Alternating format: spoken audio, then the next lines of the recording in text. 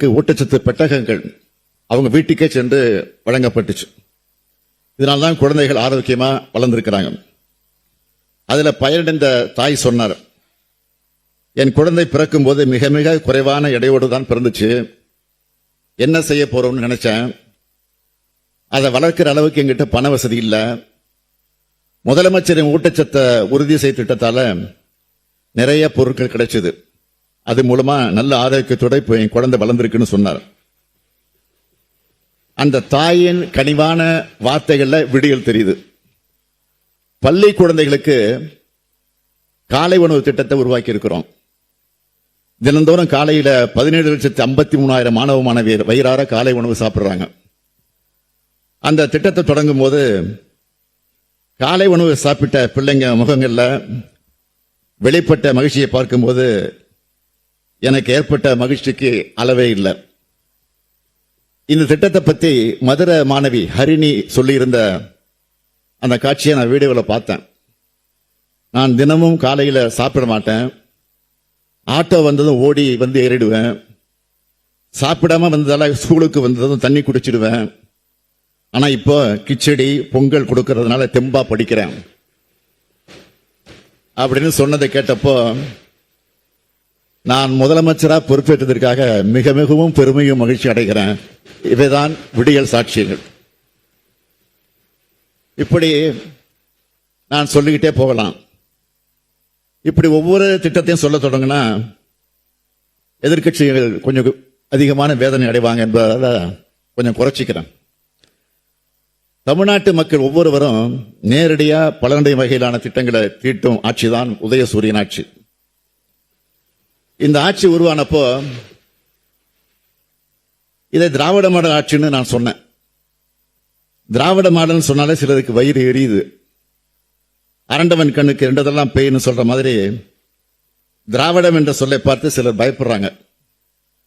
திராவிட model என்றால் சுயமரியாதை, சமநீதி, சமத்துவம், சகோதரத்துவம், ரத்த பேதம் இல்ல, பால் பேதம் இல்ல, விளிம்பு நிலை மக்கள் நலன், தாழ்த்தப்பட்டோருக்கு அதிகாரத்தில் பங்கு, மதச்சார்பின்மை, தொழில் வளர்ச்சி, தொழில் முன்னேற்றம், கூட்டாட்சி கருத்தியல், அதிக அதிகாரம் கொண்ட மாநிலங்கள், தமிழுக்கு உரிய இடம், அனைத்து தேசிய இனங்களுக்கும் சம உரிமை, சமூக குறியீடுகளும் அனைத்திலும் முதன்மை. இவைதான் திராவிட மாடல் அரசுடைய உள்ளடக்கம். அனைத்து துறை வளர்ச்சி, அனைத்து மக்கள் வளர்ச்சி, அனைத்து மாவட்ட வளர்ச்சி, அனைத்து சமூக வளர்ச்சின்னு அனைத்தையும் உள்ளடக்கின முழுமையான வளர்ச்சியை சொல்றோம். இதைத்தான் எல்லோருக்கும் எல்லாரும் சொல்றோம்.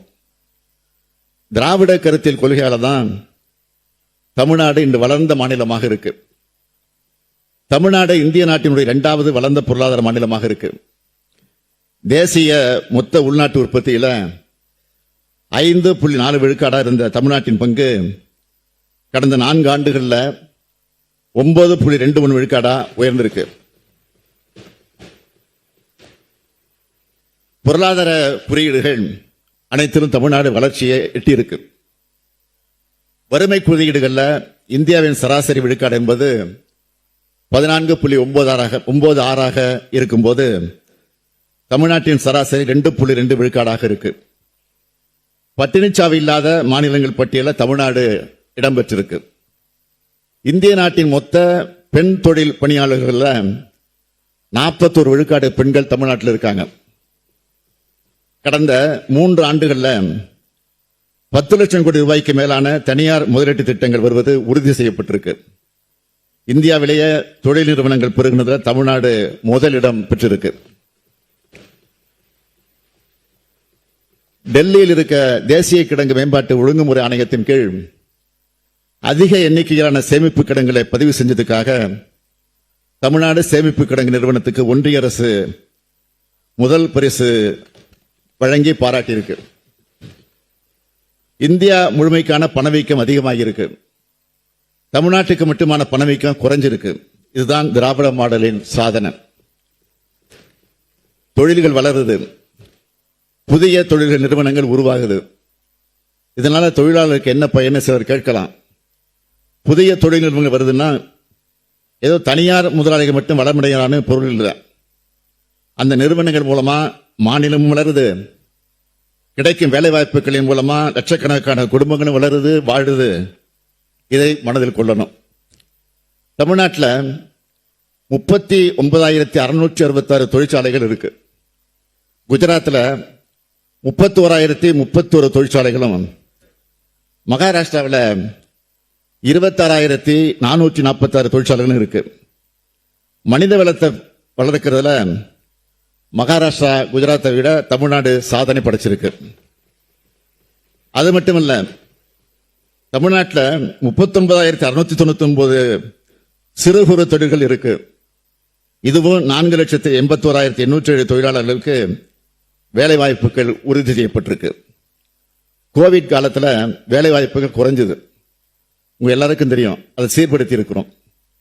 இந்திய ரிசர்வ் வங்கி வெளியிட்ட புள்ளி விவரங்களின்படி 8,42,720 மனித உழைப்பு நாட்களுடன் தொழிலாளர்களுக்கு அதிக வேலை வாய்ப்புகளை வழங்குவதில் இந்தியாவிலே தமிழ்நாடு முதலிடம் பெற்றிருக்கு. அடுத்து, போராட்டம் நடத்துற உரிமை இல்லைன்னு சில தவறான வாதங்களை வைக்கிறாங்க.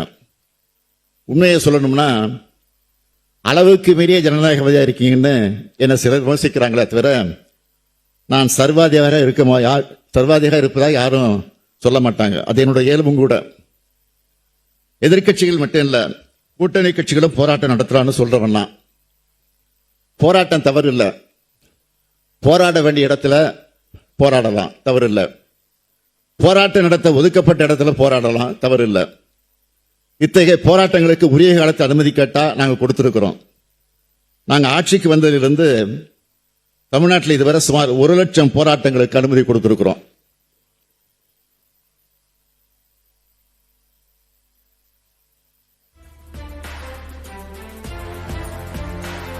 சட்டம் ஒழுங்கை பற்றி சிலர் இங்கே குறிப்பிட்டாங்க. என் தலைமையிலான அரசுல காவல்துறை சுதந்திரமாக செயல்படுகிறது. ரவுடிசத்தில் ஈடுபடுகிறவங்க தயவுதாட்சியம் பார்க்காம நடவடிக்கை எடுத்து வருது. இதனால கொலைகள், ரவுடி சம்பந்தப்பட்ட கொலை சம்பவங்கள் மற்றும் ரவுடிகள் தொடர்புடைய சாதிய கொலை சம்பவங்கள் குறைஞ்சிருக்கு. எங்கும் அமைதி நிலைநாட்டப்பட்டு வருது. குற்றம் பெருமளவு தடுக்கப்பட்டிருக்கு. மீறி குற்றம் நடந்தால் உடனடியாக குற்றவாளி கைது செய்யப்படுகிறார். எந்த குற்றவாளியும் யாரும் காப்பாற்றுறதில்லை. உரிய தண்டனை, கடுமையான தண்டனை பெற்று தரப்பட்டிருக்கு. யாரா இருந்தாலும் நடவடிக்கை எடுத்திருக்கிறோம். அதுல யாருக்கும் எந்த சலுகையும் கிடையாது. பெரும்பாலான கொலைகள் குடும்ப பிரச்சனை, காதல் விவகாரம், பணம் கொடுக்கல் வாங்கல்,